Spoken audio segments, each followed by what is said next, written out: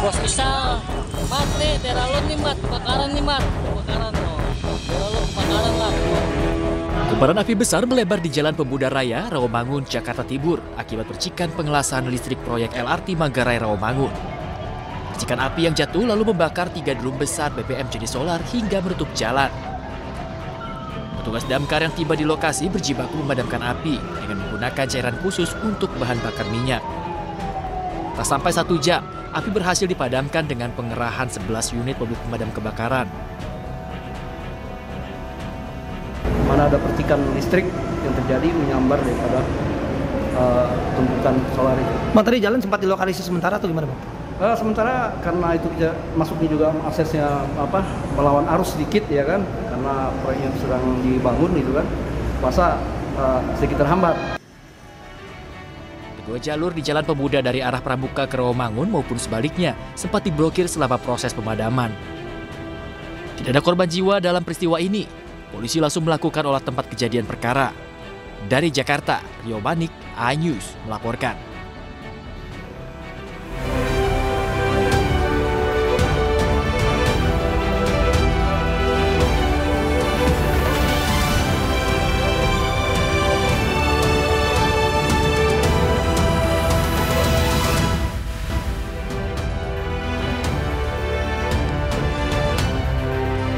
Halo, assalamualaikum, selamat pagi pemirsa. News Pagi kembali hadir untuk melengkapi informasi Anda pagi hari ini. Selain 3 berita utama tadi, sejumlah informasi menarik lainnya juga telah kami siapkan untuk Anda. Bersama saya, Yasmin Antania. Dan saya, Bayu Pradana. Dan inilah News Pagi selengkapnya untuk Anda.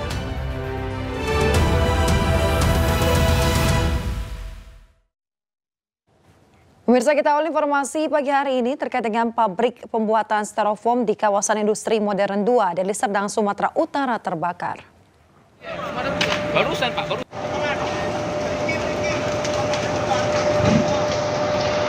Kobaran api dan kepulan asap hitam pekat menyelimuti pabrik pembuatan styrofoam PT Suger yang terbakar di kawasan Jalan Pulau Tanah Masa 2 Deli Serdang, Sumatera Utara.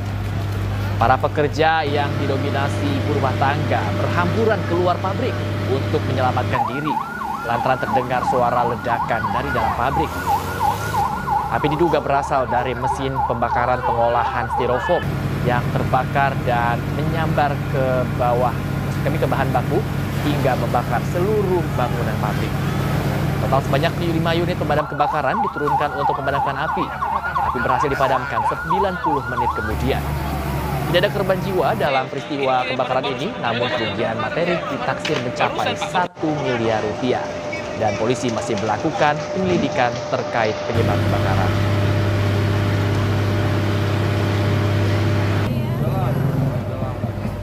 Kami kan tadi istirahat, nggak masuk, tiba-tiba api itu nyamber. Nah, nyamber, tiba jadi bakar lah semua. Asal api dari mana? Nggak tahu.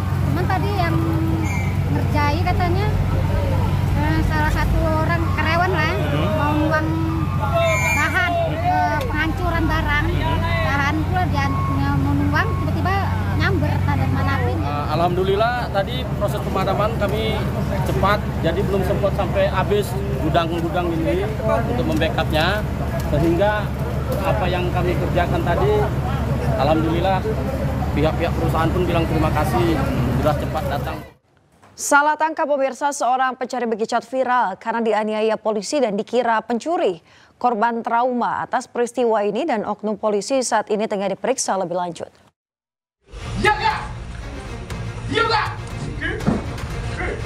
Arogansi seorang oknum polisi terekam kamera ponsel warga saat menangkap dan menganiaya yang diduga pencuri. Dengan penuh emosi, oknum menganiaya warga dan menuduh korban sebagai pelaku pencurian. Ketika dibawa ke kantor polisi, bukti yang sebelumnya diakui dimiliki petugas ternyata tak cukup kuat. Akhirnya korban pun dibebaskan. Diketahui profesi korban adalah pencari bekicot di desanya, yaitu di kawasan Grobogan, Jawa Tengah. Atas kejadian ini, korban pun mengalami trauma. Waktu perjalanan itu Dipukul siapa ini? Warga atau gimana? siapa yang mengapit waktu pertama penggerbekan nyampe ke Rumah tempat tersebut. waktu naik motor. Berapa kali dipukul ini? Enggak Pak, maksudnya enggak keinget berapa kalinya. Lebih dari 1 kali yang jelas. Lebih. Ramainya perbincangan warganet atas video penangkapan korban, oknum polisi pun kini tengah diperiksa. Saat ini dari Pamel Polres Grobogan akan melakukan penyelidikan dan akan melakukan pemeriksaan terkait video viral tersebut sesuai dengan aturan yang berlaku. Untuk selanjutnya untuk korban sendiri gimana langkahnya? Ya nanti kita akan lakukan pendalaman lagi. Korban berharap agar polisi segera menindaklanjuti kasus ini dan membantu memulihkan nama baiknya. Pasalnya, korban tidak mau bekerja karena takut dihakimi massa. Dari Grobogan, Jawa Tengah, Rustaman, Nusantara, iNews melaporkan.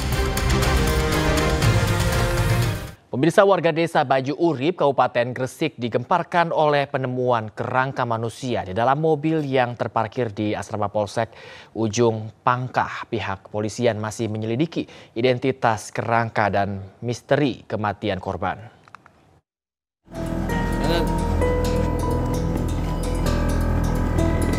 Tim Bitdokes Polda Jatim telah mendatangi lokasi untuk melakukan identifikasi terhadap kerangka manusia yang ditemukan di dalam mobil Honda Civic yang terparkir di asrama Polsek Ujung Pangkah. Petugas membawa 3 unit koper berisi peralatan otopsi dan uji DNA. Saat pintu mobil dibuka, aroma tidak sedap langsung tercium. Petugas kemudian mengeluarkan tulang belulang yang ditemukan di kursi depan bagian kiri. Potongan tulang serta selembar sarung yang ada di dalam mobil kemudian dikumpulkan sebagai barang bukti untuk pemeriksaan lebih lanjut. Kapolsek Ujung Pangkah, Ibtu Suwito Saputro, menjelaskan bahwa mobil tersebut merupakan milik mantan Kanit Reskrim Polsek Ujung Pangkah, Aibda Yudistiawan, yang kini bertugas di Polsek Panceng. Menurut Suwito, mobil tersebut sudah 5 tahun terparkir di asrama Polsek Ujung Pangkah, tidak pernah dipakai. Untuk mobil ini sudah lama di sini, parkir di sini dan tidak pernah pindah tempat. Penemuannya ada anak buah saya, namanya Gita PHL, itu ditelepon oleh Pak Yudi. Pak Yudi suruh ngecek kendaraannya, apa kendaraannya masih bisa dibuka. Setelah kendaraannya dibuka, ditemukan ada kerangka manusia. Pak Yudi itu sebelum di Polsek Panceng pernah di Polsek Ujung Pangkah. Kurang lebih itu 2 tahun lah, 2 tahun kurang 3 bulan 2 tahun. Tapi masih kadang itu kesini. Kasus ini masih menjadi perhatian masyarakat sekitar yang penasaran dengan jasad tersebut berada dalam mobil selama bertahun-tahun. Dari Gresik, Jawa Timur, Agus Ismanto, iNews melaporkan. Pemirsa, mahasiswa berunjuk rasa mendesak Kapolres Ngada terduga pelaku asusila AKBP Fajar Widya Dharma dihukum berat. Sebelumnya video AKBP Fajar diduga mencabuli 3 anak di bawah umur tersebar di dunia maya. Kejahatan, kekejian yang dilakukan di Kapolres ini. Mahasiswa menggelar unjuk rasa mendesak kasus yang menjerat Kapolres Ngada sekaligus terduga pelaku asusila AKBP Fajar Widya Dharma diusut tuntas. Mahasiswa juga meminta pelaku segera dipecat dari kepolisian dan ditetapkan sebagai tersangka. Para mahasiswa ini kemudian menggelar audiensi dengan sejumlah anggota Polres Ngada. Itu merupakan pelanggaran berat, itu merusak citra baik dari kepolisian Republik Indonesia. Tapi kami Gerakan Mahasiswa Nasional Indonesia mau menyampaikan, kami mau menekan agar kemudian rentetan kasus yang dilakukan oleh kepolisian Republik Indonesia harus selesai sampai di saudara Fajar Widya Dharma, agar kemudian masyarakat tetap mengedepankan kehormatannya terhadap pihak kepolisian Republik Indonesia. Sebelumnya, Kapolres Ngada AKBP Fajar Widya Dharma diduga mencabuli 3 anak di bawah umur. Kasus ini pertama kali dilaporkan oleh Kepolisian Federal Australia kepada pemerintah Indonesia Januari lalu. Aksi bejat ini diketahui usai video yang merekam aksi bejat pelaku tersebar di dunia maya. Sementara itu, dari hasil tes urin, AKBP Fajar positif mengkonsumsi narkoba. Dari Ngada, Nusa Tenggara Timur, Joni Nura, iNews melaporkan. Pemirsa, sebuah truk muatan besi plat terjun bebas dari tol Cibitung Cilincing, Kabupaten Bekasi, Jawa Barat. Kecelakaan diduga akibat truk pecah ban sehingga terjun dari tol setinggi 10 meter. Salto dari tol. Salto dari tol. Warga mengevakuasi karena usai truk yang ditumpanginya terjun bebas dari atas tol Cibitung Cilincing, kilometer 95.600 Desa Muara Bakti, Kecamatan Babelan, Kabupaten Bekasi, Jawa Barat. Beruntung sopir berhasil melompat, sedangkan sang kernet ikut terjun bersama truk dan terjepit di bagian depan truk yang ringsek. Ini orangnya yang jatuh dari tol. Ini orang yang jatuh dari tol. Bawa. Polisi datang ke lokasi melakukan olah TKP. Kecelakaan bermula saat truk bermuatan besi plat melaju dari arah Marunda menuju Cibitung. Saat di lokasi, truk pecah ban dan hilang kendali dan terjun bebas dari ketinggian 10 meter jalan tol. Ya awalnya mah akibat ban pecah dah gitu. Sempat ada ledakan gitu, bunyi ban gitu. Meledak. Nah, terus langsung itu mobil langsung terbang apa gimana, Bang? Pas begitu meledak kenceng, banting setir, loncat atas. Loncat. Nah itu supirnya ada berapa, Bang? Kenek satu, supir satu. Berarti ada 2 orang ya di dalam mobil itu ya? Kenek yang di dalam mobil, supirnya loncat duluan. Oh, supir loncat duluan. Sementara kasus kecelakaan tersebut ditangani Polsek Babelan dan unit Gakum Polres Metro Bekasi. Dari Kabupaten Bekasi, Jawa Barat, Ahmad Jauhari Lutfi, iNews melaporkan.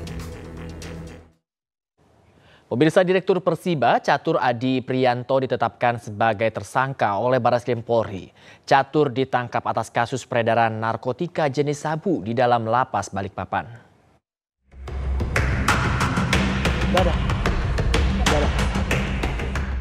Direktur Persiba Balikpapan Catur Adi Priyanto sudah ditetapkan sebagai tersangka atas kasus peredaran narkotika jenis sabu di dalam lapas Balikpapan dan tindak pidana pencucian uang.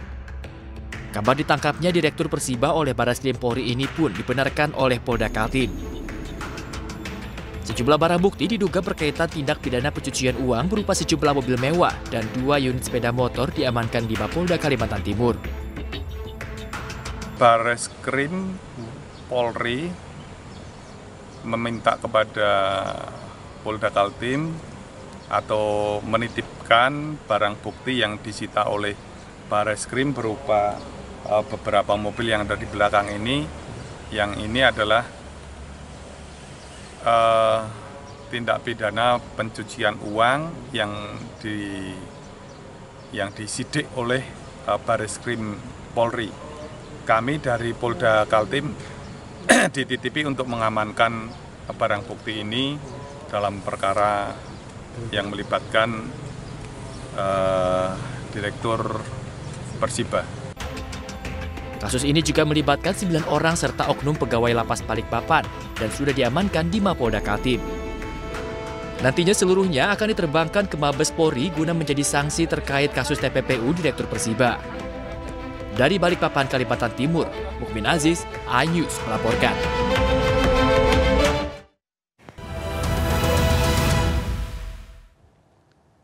Pemirsa, terima kasih Anda masih ada Jus Pagi. Pemirsa, kita ke informasi berikutnya, di mana unjuk rasa CSN dan P3K di Kota Kendari yang menolak penundaan pengangkatan di kantor DPRD Sulawesi Tenggara berlangsung ricuh. Massa yang kesal karena lama ditemui menerobos masuk hingga menggiring paksa Ketua DPRD untuk keluar menemui massa.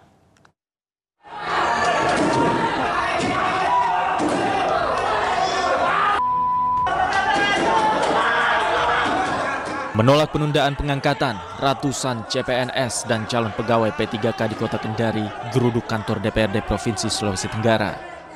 Kericuhan tak terhindarkan ketika massa yang kesal menunggu lama menerobos masuk hingga menggiring paksa Ketua DPRD Sultra Laode Tariala.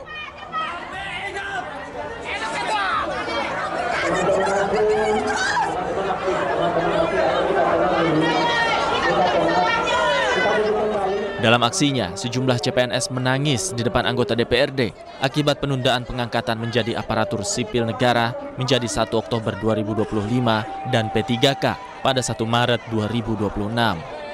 Mereka menilai keputusan Kemenpan RB sewenang-wenang dan meminta pengangkatan tetap pada jadwal semula, yakni pada 1 Maret dan 1 April 2025. Di 1 tahun itu kami tidak mendapatkan gaji, tidak bisa bekerja secara intens, soalnya kan mengerti sendiri toh bagaimana kita bekerja terus kita tidak digaji selama 1 tahun itu. Ya kami juga tidak tahu kenapa apa yang harus kami lakukan. Sebenarnya kan ini mestinya pemerintah sudah harus berpikir. Menanggapi tuntutan aspirasi massa, DPRD Sulawesi Tenggara berjanji akan langsung bersurat kepada Presiden Prabowo Subianto. Kita tadi sudah sepakat, kita mengirimkan surat kepada Presiden sesuai dengan rilis tuntutan mereka yang dibawa di lembaga ini. Seperti itu. Para CASN ini berjanji akan tetap berunjuk rasa hingga tuntutan mereka dikabulkan oleh pemerintah. Dari Kendari, Sulawesi Tenggara, Muhtarudin, iNews melaporkan. Pemirsa, pemerintah berencana untuk mendorong perusahaan tempat calon pegawai negeri sipil yang sudah terlanjur mengundurkan diri agar diterima kembali. BKN berkoordinasi dengan Menpan RB dan sejumlah instansi terkait PNS yang sudah terlanjur menganggur. Padahal pengangkatan CPNS diundur menjadi tanggal 1 Oktober 2025. BKN akan berupaya menghubungi kantor-kantor calon pegawai negeri sebelumnya supaya mereka bisa kembali bekerja hingga waktu pengangkatan mereka. Bagi empati dari pemerintah, banyak yang memberikan informasi pada saya bahwa ada yang keluar dari pekerjaannya, resign, karena berharap 1 April sudah bekerja, ternyata ada penyesuaian waktu ditunda sampai dengan Oktober dan Maret. Mereka sudah terlanjur keluar dari pekerjaan. Sekarang menganggur. Kemudian ada juga yang menyampaikan ke saya sudah beli tiket untuk berangkat menuju tempat pekerjanya di tanggal 1 April atau tanggal 30 Maret. Atau saat nanti setelah Lebaran sudah mulai masuk kantor. Nah, sudah beli tiket. Nah, ini saya perlu masukan apakah saat nanti mengundang para calon ASN-nya, instansi ini kemudian mendata, kemudian menghubungi tempat pekerjanya yang lama agar bisa mempekerjakan kembali, atau biar kami dari BKN atau Menpan yang menghubungi, misalnya mengkomunikasikan dengan Kementerian BUMN bila yang bersangkutan bekerja di BUMN, atau dengan menaker kalau yang bersangkutan bekerja di swasta, atau kepada para gubernur. Itu adalah program-program yang sudah kami siapkan. Sebelumnya pemerintah memutuskan menunda pengangkatan CPNS 2024. Pengangkatan CPNS yang semula dijadwalkan pada Maret 2025 diundur menjadi 1 Oktober 2025. Menteri Pendayagunaan Aparatur Negara dan Reformasi Demokrasi Rini Widiantini juga mengundur penugasan pegawai pemerintah dengan perjanjian kerja yang sebelumnya direncanakan Februari dan Juli 2025 menjadi 1 Maret 2026. Banyak perjuangan yang kita berikan afirmasi yang cukup banyak untuk bahwa dengan mempertimbangkan kebutuhan penataan dan penempatan ASN untuk mendukung berbagai program prioritas pembangunan dan menjawab secara tuntas berbagai tantangan yang muncul dalam proses pengadaan CASN, penataan ASN nasional secara menyeluruh dan adanya usulan penundaan seleksi dari beberapa daerah, pemerintah mengusulkan untuk dilakukan penyesuaian jadwal pengangkatan CASN sebagai pegawai ASN dengan perkiraan pengangkatan pada akhir 2025 atau di awal 2026. Memastikan bagi pelamar yang telah mengikuti dan dinyatakan lulus selesai CASN tetap diangkat sebagai pegawai ASN. Pemirsa, Panglima TNI tegaskan prajurit aktif yang kini menjabat di instansi dan lembaga lain harus pensiun dini atau mundur. Keputusan ini diambil sesuai dengan Undang-Undang TNI.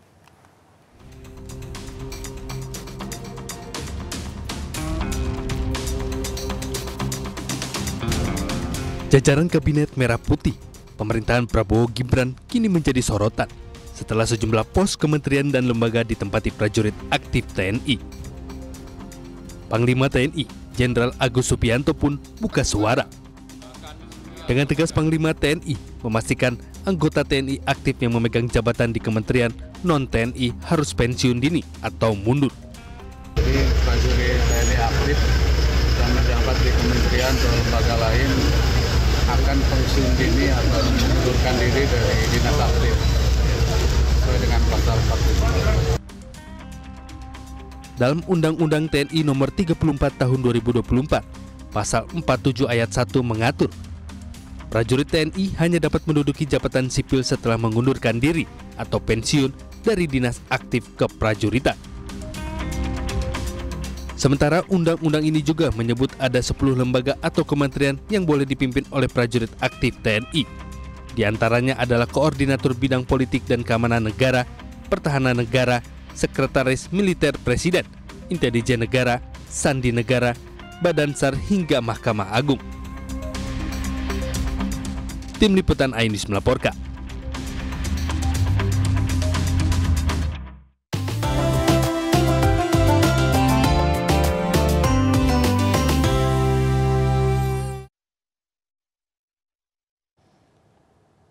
Pemirsa, Presiden Prabowo Subianto mengumumkan sejumlah kebijakan jelang momen Lebaran 2025.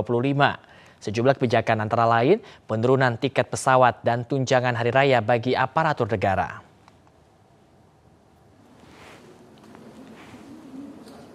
Salah satu kebijakan adalah penurunan harga tiket pesawat sebesar 13 hingga 14%.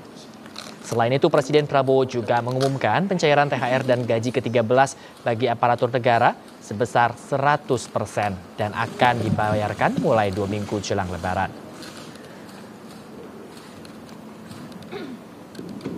Untuk itu dalam 11 hari bulan Ramadan ini, pemerintah telah mengeluarkan berbagai kebijakan untuk membantu masyarakat, yaitu 1. Penurunan harga tiket pesawat setidaknya sebesar 13-14% selama 2 minggu. Pensiunan diberikan sebesar uang pensiun bulanan. THR akan dibayar 2 minggu sebelum Hari Raya Idul Fitri, mulai dicairkan hari Senin tanggal 17 Maret tahun 2025. Sedangkan gaji ke-13 akan dibayar pada awal tahun ajaran baru sekolah, yaitu pada bulan Juni. Pemirsa, Ramadan Fair kembali diselenggarakan untuk yang ke-19 kalinya di Kota Medan, Sumatera Utara. Acara yang selalu ditunggu-tunggu masyarakat setiap tahunnya ini menyajikan beragam aktivitas yang menarik.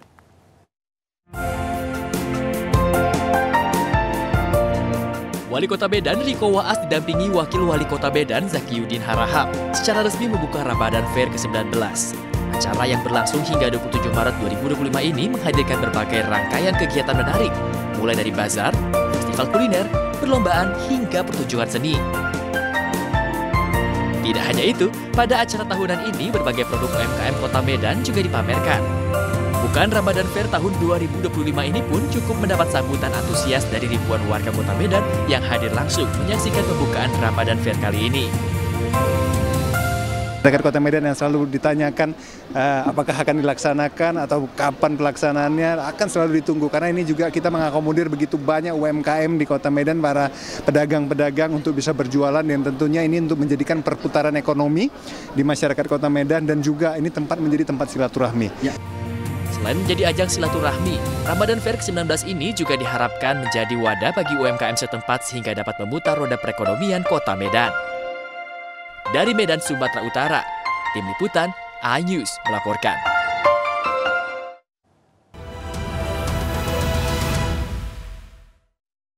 Pemirsa, terima kasih Anda masih di News Pagi bersama saya Bayu Pradana dan rekan saya Yasmin Natania. Pemirsa, kita ke informasi lainnya.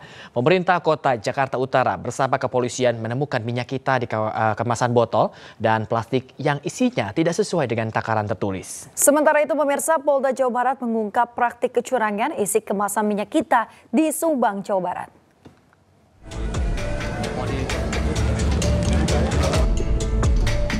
Pemerintah Kota Administrasi Jakarta Utara bersama pihak kepolisian menggelar sidak di Pasar Waru, Kecamatan Koja, Jakarta Utara, Selasa siang.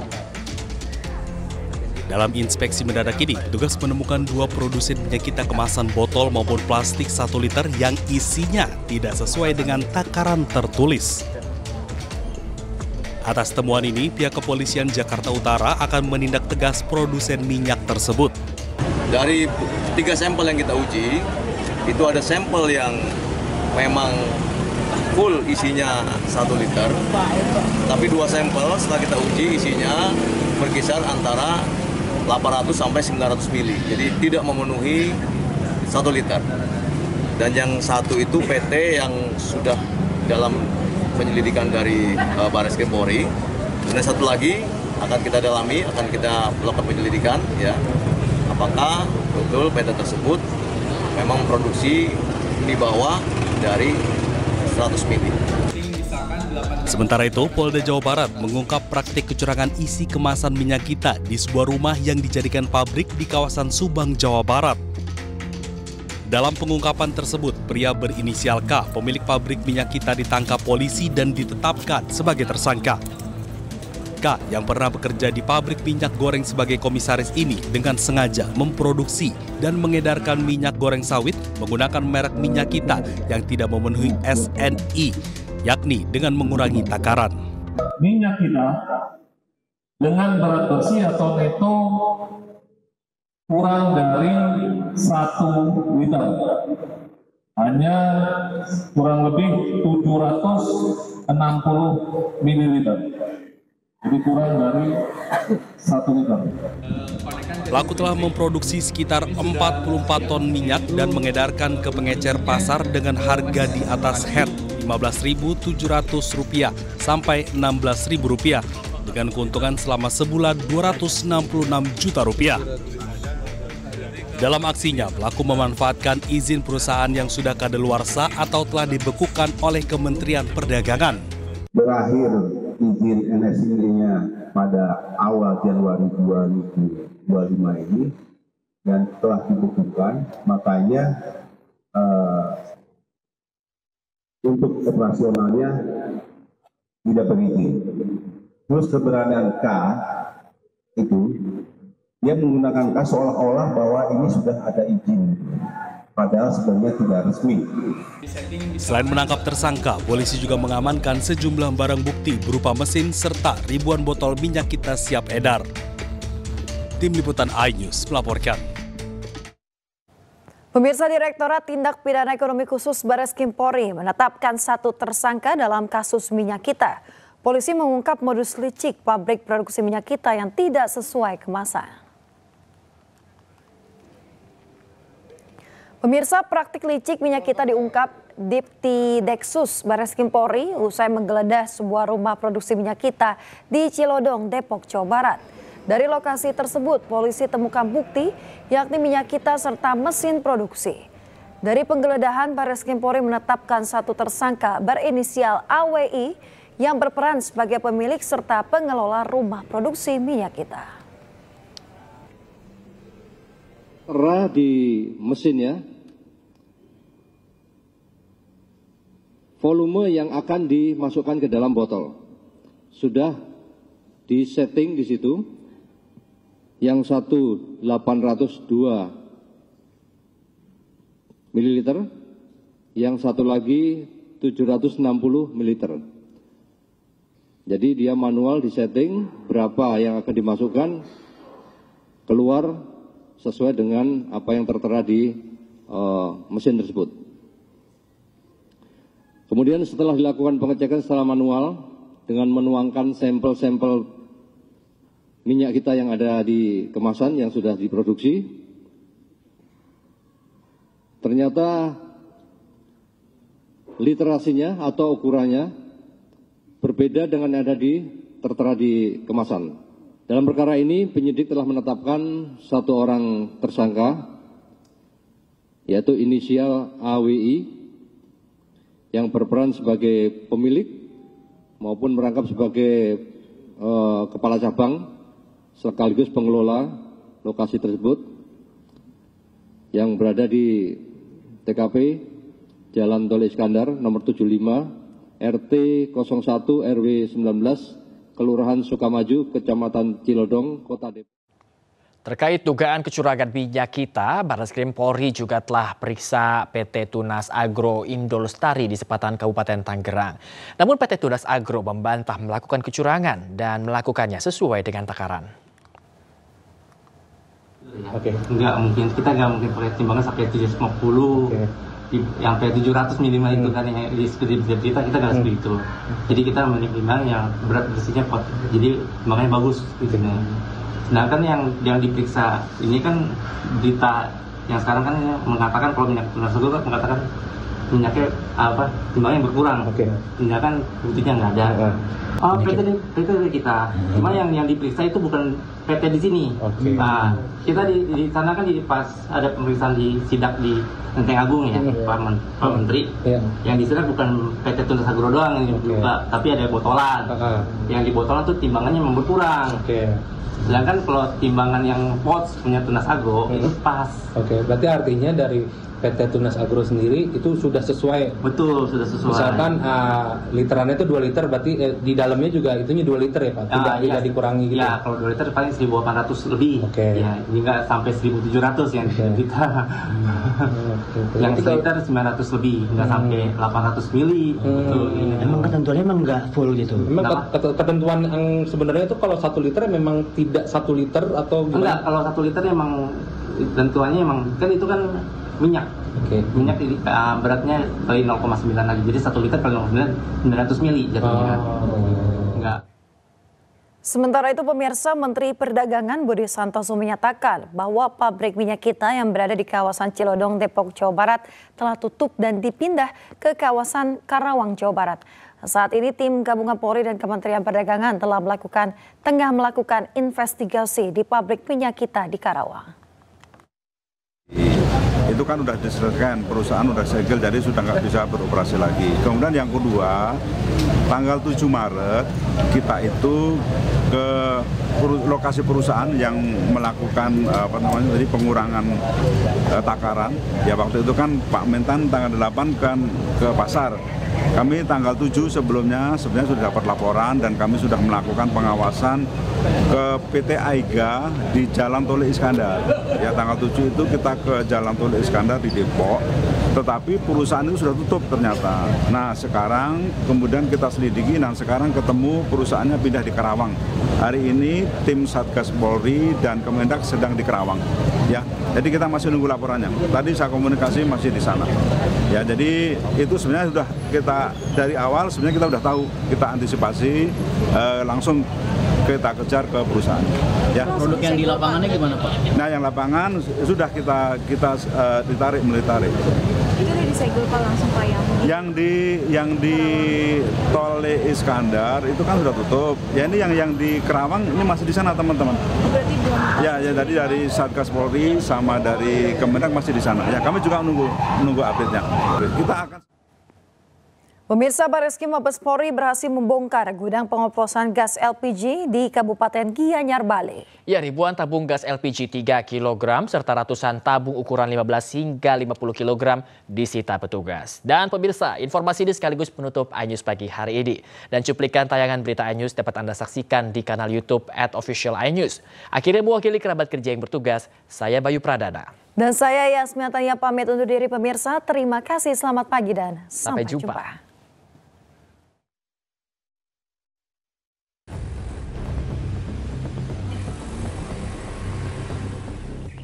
Jelang Hari Raya Nyepi dan Idul Fitri, Direktur Tindak Perdana Tertentu Barreskrim Polri berhasil mengungkap kasus penyalahgunaan liquefied petroleum gas atau LPG tabung 3 kg bersubsidi pemerintah di Banjargria Putri, Desa Singapadu Tengah, Kecamatan Sukawati, Gianyar, Bali.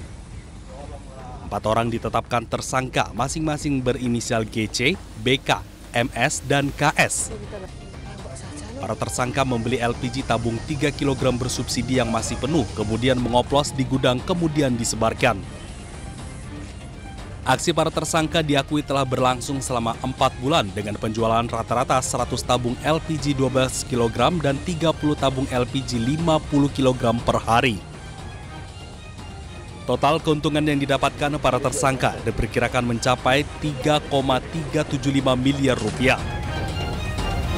Pengoplosan adalah dengan cara tersangka GC selaku pemilik membeli atau mendapatkan LPG tabung gas 3 kilo subsidi yang masih berisi atau masih penuh dan LPG tabung gas 12 kg serta LPG tabung gas 50 kg yang berada dalam keadaan kosong untuk dilakukan pengoplosan di gudang yang dibantu oleh tersangka BK dan tersangka MS sebagai pengoplos serta dibantu oleh tersangka KS sebagai supir dump truck atau pickup.